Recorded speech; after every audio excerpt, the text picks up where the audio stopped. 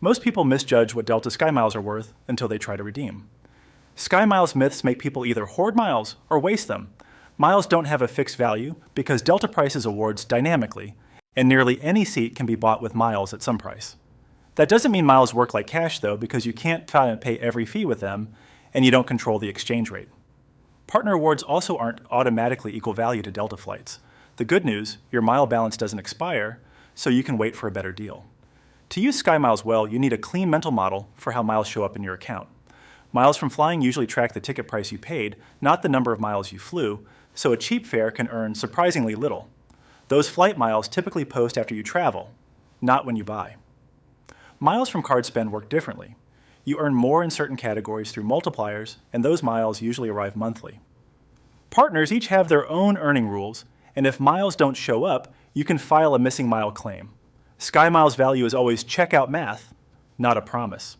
You're comparing the cash price to the miles price to get cents per mile, and dynamic pricing means that number can swing wildly for the same route.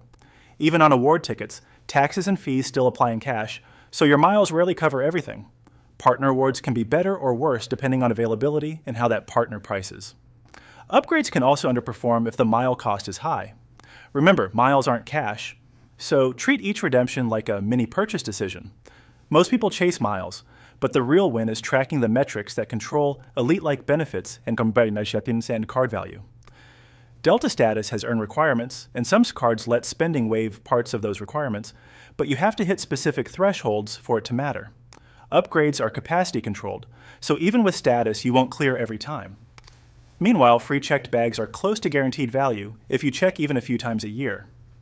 Often the perks beat the miles, so always do the annual fee math against what you'll actually use.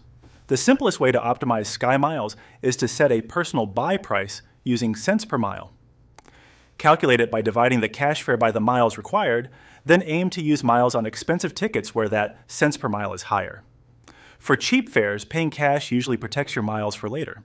Skip low-value redemptions like overpriced upgrades or poor partner deals. And don't pay interest to earn miles.